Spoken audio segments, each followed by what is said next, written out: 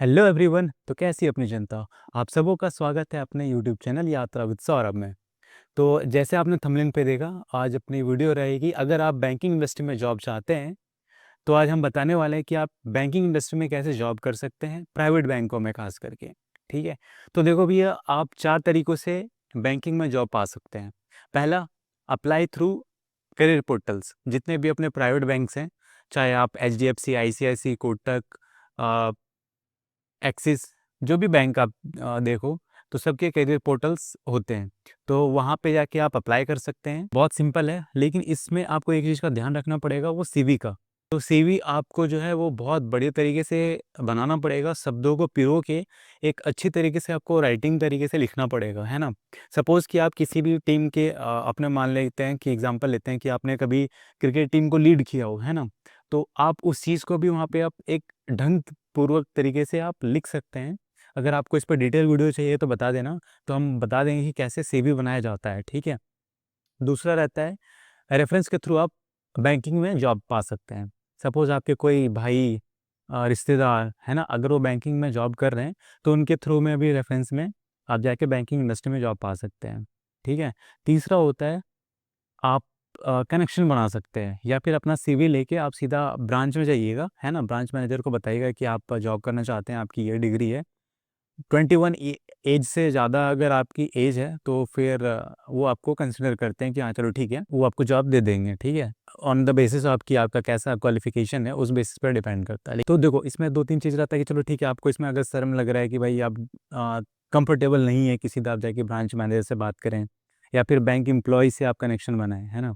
अगर आपके पास है कि आप बैंक बैंक एम्प्लॉय से कनेक्शन बना सकते हैं, तो वो भी मदद कर देते हैं, और कई बार उनके थ्रू भी आपका वहाँ पे लग सकता है। ठीक है। और नहीं तो फिर आप सीधा उन पे लिंक्डइन पे कनेक्ट कर सकते हैं। जितने प्रोफेशनल होते हैं वो एटलीस्ट लिंक्डइन पे अपना प्रोफाइल बना लेते हैं। तो अपने लोकेशन के अकॉर्डिंग आप सर्च करिएगा, तो हमें बहुत सारे लोग मिल जाएंगे। तो उनसे कनेक्ट होइए, उनसे रेफरेंस मांगिए, तो आपको जो बिल्कुल हेल्प करेंगे, और आपका जो सीवी है वो आगे फॉरवर्ड करेंगे, तो उनके थ्रू भी ले सकते हैं। और चौथा और आखिरी है बैंकिंग प्रोग्राम, है ना। जितने भी अभी प्राइवेट बैंक्स हैं, सबकी अभी बैंकिंग प्रोग्राम चल रही है। चाहे ICICI की बात करें, एस्पायर पहले पीओ प्रोग्राम था, अभी एस्पायर प्रोग्राम अभी लॉन्च किया हुआ है। डिटेल्स वीडियो मैंने बना दिया, अगर आप चाहें तो देख सकते हैं। ठीक है। दूसरा कोटक हो गया, HDFC हो गया, है ना। जितने भी बैंक्स हो गए, आप उंगली पर काउंट कर लो, उनके बैंकिंग प्रोग्राम चलते हैं, तो उनके थ्रू भी आप जा सकते हैं। इसमें जाना चाहिए या नहीं जाना चाहिए, एक डिफ़िकल्ट क्वेश्चन है। ऑल्दो आप अगर चाहें तो जा सकते हैं, क्योंकि कुछ कुछ फ्री होते हैं और कुछ कुछ फीस भरनी पड़ती है। पूरा 1 साल का ये प्रोग्राम होता है ना। अभी ICICI जो ना लॉन्च किया है एस्पायर करके, उसमें मैक्सिमम एज 25 की है, और वो फ्री है। तो अगर आप चाहें तो वो एक बार देख सकते हैं। ऑल्दो अगर आप चाहें तो HDFC भी लेके आती है, और भी जो बैंक्स हैं उनका भी आप देख सकते हैं। उसमें कुछ फ़ीस लगती है मोटा मोटी, 2-2.5 लाख के रुपए के आसपास लगता है। लेकिन जो उसका जो सैलरी होता है वो थोड़ा अच्छा खासा होता है, तकरीबन 30-35, एटलीस्ट 30 तो रहता ही है ना, 25-30 रहता ही है। तो एक थोड़ी बेसिक सैलरी वहाँ पे देखने को मिल जाती है, बढ़िया सैलरी और ग्रोथ। अगर आप ये बैंकिंग प्रोग्राम के थ्रू जाते हैं, तो आपके पास एक डिग्री होती है, उसके बेसिस पे आपको जो प्रमोशन होता है ना, तो उस बेसिस पे होती है। तो आपका थोड़ा इसमें ग्रोथ थोड़ा कंपेरेटिवली अगर डायरेक्ट जाते हैं और इसमें जाते हैं, तो थोड़ा इसमें ज़्यादा होता है। ठीक है। तो उस लिहाज से अगर देखना चाहें तो आप देख सकते हैं, है ना। इसे बहुत सारे लोग का सवाल रहता है कि इसमें काम किस टाइप का होता है। तो देखो, इसमें 2 तरीके का काम होता है। एक तो होता है पहले रिटेल, दूसरा होता है कॉर्पोरेट। कॉर्पोरेट में कि सीधा आपको बस कॉल करनी पड़ती है ना। और दूसरा होता है रिटेल्स। रिटेल्स में देखो भैया, इसमें क्या है कि आपको फील्ड वर्क भी रहता है, जिसमें आपको कस्टमर के यहाँ पे विजिट करनी पड़ती है, और उनकी क्वेरी को रिजॉल्व करके फिर वहाँ से लीड जनरेट करनी पड़ती है एसेट्स के लिए, है ना।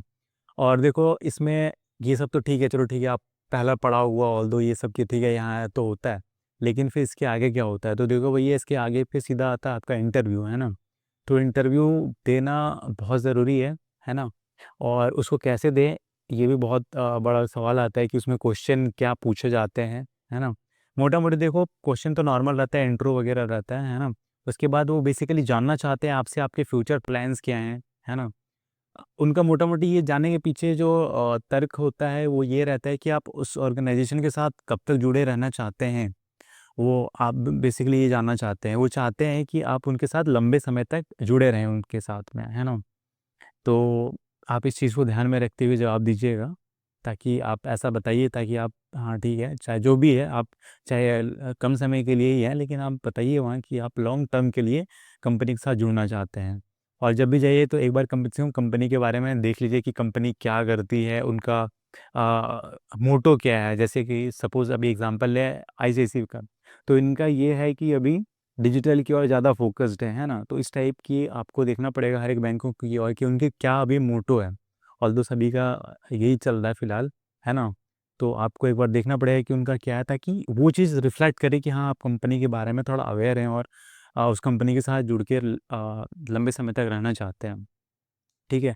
और बेसिकली वो जब इंटरव्यू चलेगा तो वहाँ पे आपको बोलेंगे, प्रेशर होता है, टारगेट होते हैं, आप मीट करोगे नहीं करोगे तो बहुत होता है ना। ये सब चीज़ को भी लेके आपको बताना पड़ेगा कि वो एक तरह से आप फ्रेंडली आपको बता देंगे कि प्रेशर होता है, टारगेट्स होते हैं। तो ताकि आप उस चीज़ से पहले ही बता दो भैया कि आपके मन में कोई झिझक है, तो बता दो कि आप उसके साथ जुड़ना चाहते हैं या नहीं चाहते हैं, ताकि वो पहले ही आपको कंसिडर कर ले कि आपको रखना है कि नहीं रखना है ना। इसके बाद रहता है कि सेल्स रहता है, तो भैया देखो पूरी तरीके से सेल्स रहता है, वो फ्रेंडली आपको बता भी देंगे वहाँ पे, है ना। और बहुत लोगों का सवाल रहता है कि इंटरव्यू किस मोड पे होता है, हिंदी या इंग्लिश। तो देखो ये इंट्रो पार्ट आप इंग्लिश में दे सकते हैं, मतलब स्टार्ट वहीं से होता है इंट्रो, तो इंग्लिश में वो अगर करना चाहें तो ठीक है। अदरवाइज उसके बाद से जो भी क्वेश्चन होते हैं वो आप हिंदी में भी कंटिन्यू कर सकते हैं। ऑलरेडी आप पे डिपेंड करता है, अगर आप अंग्रेजी में बतियाना चाहें तो आप बिल्कुल अंग्रेजी में कंटिन्यू कर सकते हैं। ठीक है। इसके अलावा भी आपको लगता है कोई प्रश्न छूट जा रहा है आपका, या फिर किसी चीज़ पे हमें और एक्सप्लेन करना चाहिए, तो आप हमको कमेंट करके बता देना, है ना। ताकि उस चीज़ पे हम डिटेल वीडियो ले आएँगे आपके लिए। और एक चीज़, बोनस पॉइंट, अगर यहाँ तक पूरा वीडियो देखें तो आपके लिए एक बोनस पॉइंट है कि अगर आपको लगता है कि आप बैंकिंग में आना चाहते हैं थ्रू रेफ़रेंस, तो आप हमें बता देना, तो मेबी मैं आपकी थोड़ी काम आ जाऊँ तो बढ़िया है। मैसेज या कमेंट कर देना, ठीक है। तो मिलते हैं सैटरडे को, बिना भूले वापस से आ जाना देखने के लिए वीडियो, कुछ ना कुछ तो आ जाएगा आपके लिए। और कोई दिक्कत हो तो बता देना, अपन तो हैं ही आपकी सेवा के लिए, ठीक है।